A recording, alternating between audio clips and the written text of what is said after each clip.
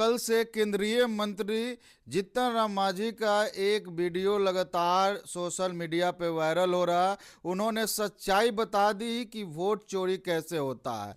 उन्होंने 2020 के विधानसभा चुनाव का भी जिक्र किया और जो अभी वर्तमान में कुछ महीने पहले जो चुनाव खत्म हुआ विधानसभा का उसका भी जिक्र किया उन्होंने, और बताया कि कैसे वोट चोरी किया जाता है। इसी मुद्दे पे बात करेंगे और हमारे साथ आईपीएस अधिकारी अमिताभ दास सर है। क्या कहिएगा सर, जो वीडियो वायरल हो रहा है जीतन राम मांझी अब का। कहने के लिए बच क्या गया, जो कहना तो मांझी जी ने कह दिया। हाँ। देखिए, ये इतना गंभीर मामला है कि कायदे से मांझी की भारत सरकार से बर्खास्तगी होनी चाहिए जी। और उनकी गिरफ्तारी भी होनी चाहिए। हम्म। देखिए, दर्शकों को मैं मामला बता दूं, कल सुबह से जीतन राम मांझी का एक वीडियो बहुत तेज़ी से वायरल हो रहा है, हम्म। जिसमें जीतन राम मांझी एक कार्यक्रम में कह रहे हैं, सार्वजनिक कार्यक्रम में मगही भाषा में बोल रहे हैं, जो जी। एक क्षेत्रीय भाषा है बिहार की। और उसमें जो बातें उन्होंने कही बहुत चौंकाने वाली बात है। हम्म। उन्होंने 2020 के चुनाव का जिक्र किया, पिछले चुनाव का, जी। और कहा कि गया जिले में एक टेकारी विधानसभा सीट है। हम्म। तो टेकारी सीट पर मांझी की जो पार्टी है हम के उम्मीदवार थे अनिल कुमार, जी। और वो 2700 वोटों से पीछे चल रहे थे। तो उन्होंने मांझी को फ़ोन किया और कहा कि मैं हार रहा हूँ, आप कुछ उपाय कीजिए। उसके बाद मांझी ने गया कि डीएम को फ़ोन लगाया, कोई अभिषेक सिंह थे।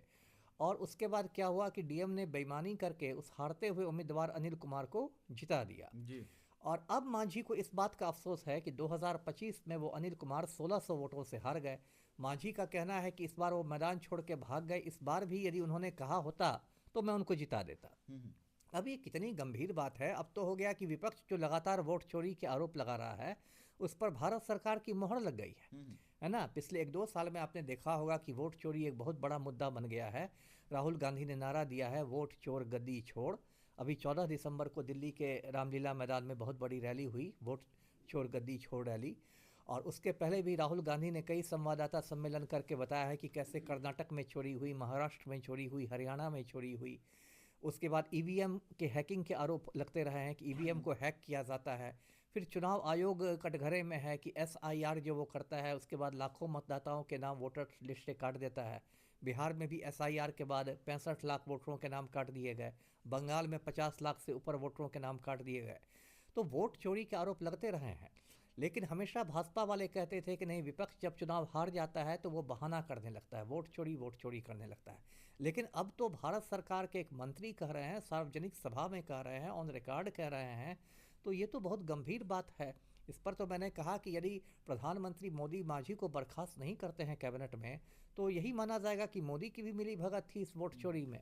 और यदि मतलब कोई केस नहीं होता है मांझी पर और उन गिरफ्तारी उनकी नहीं होती है, तो ये माना जाएगा कि पूरे इस देश का सिस्टम फेल कर गया है। इन लोगों ने लोकतंत्र का मजाक बना के रख दिया है, हारते को जिताते हैं, जिताते से हारते हैं।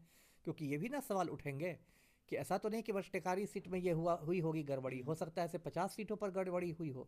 या इस बार 2025 के जो एकदम चौंकाने वाले नतीजे आए, एक तरफा नतीजे आए कि एनडीए को 200 से ज़्यादा सीटें मिल गई, उस पर बहुत लोगों ने सवाल उठाए हैं। उसी दिन सोशल मीडिया पर खबर चलने लगी कि ये जनादेश नहीं ज्ञानादेश है, यानी ज्ञानेश कुमार का आदेश है ना। उसके बाद तेजस्वी यादव ने जो कपिल सिब्बल को इंटरव्यू दिया, उसमें उन्होंने कहा कि मशीन जीत गई, जनता हार गई, है ना। प्रशांत किशोर ने अदृश्य शक्तियों की बात की है। तो ये तो इन लोगों ने एक लोकतंत्र का गला घोटने का एक बहुत बड़ा मतलब षड्यंत्र इस देश में हो रहा है, जिसमें भारत सरकार के मंत्री लोग शामिल हैं। जी।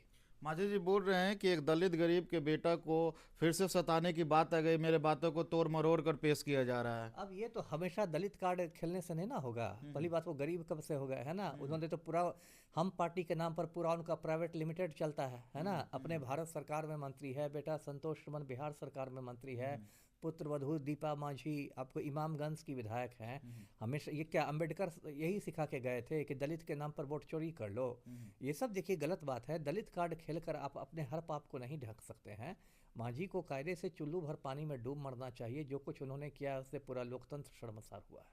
ना जनता दल यू के प्रवक्ता, ना बीजेपी के प्रवक्ता, ना केंद्र से कोई मंत्री या किसी भी तरह के बड़े लेवल के नेता इनके बयान पे कुछ बोल नहीं रहे हैं, ना किसी तरह का बयान है क्या। सबको सांप सूंघ गया है, सबको सांप सूंघ गया है। एक जदयू के प्रवक्ता है नीरज नीरज कुमार, सिंह जी। जिनका नाम निर्लज कुमार पड़ गया है। हो सकता है उनका कोई बयान आ जाए कि नहीं, ये तोड़ मरोड़ के पेश किया गया है। या आजकल एक नई चीज़ आ गई है, एआई, कुछ भी वीडियो हो तो कह दो कि भाई एआई से बनाया गया है।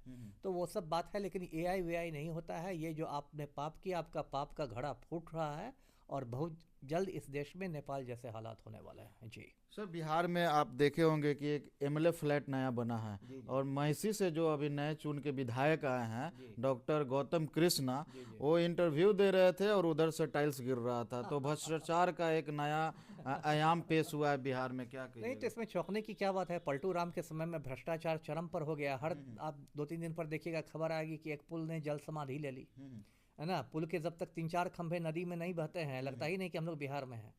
तो ये तो एक भ्रष्टाचार का पूरा ताना बाना है। पलटू राम तो अब, एक तो पलटू राम का दिमागी हालत बहुत ख़राब हो गई है। अब तो वो लड़की को देख के ही वो मतलब नियंत्रण से बाहर हो जाते हैं, किसी का हिजाब नोचते हैं, कभी कुछ करते हैं, है ना। सुशासन बाबू का नाम दुशासन बाबू बन गया है। कुछ लोगों ने उनको बंधक बना लिया है, कुछ भ्रष्ट अधिकारियों ने, भ्रष्ट नेताओं ने। बिहार में बिल्कुल अराजक स्थिति है। और किस दिन पता चलेगा कि मतलब अभी तो टाइल्स ही गिरा है, पता चला कि छत भी गिर गई है, पता चला कि उपचुनाव हो रहा है। क्या लग रहा है सर, उसमें जो विधायक लोग रह रहे हैं, उनको डरे सहमे हुए हैं, सुरक्षित हैं वहाँ सभी पे? विधायकों को मैं विनम्र सलाह दूंगा कि वे अपना जीवन बीमा करा ले, है ना। और पहले ही वसीयत में लिख दें कि उपचुनाव होगा तो उनकी पत्नी लड़ेगी या बेटा लड़ेगा या बेटी लड़ेगी। जी चलिए, बहुत बहुत धन्यवाद सर।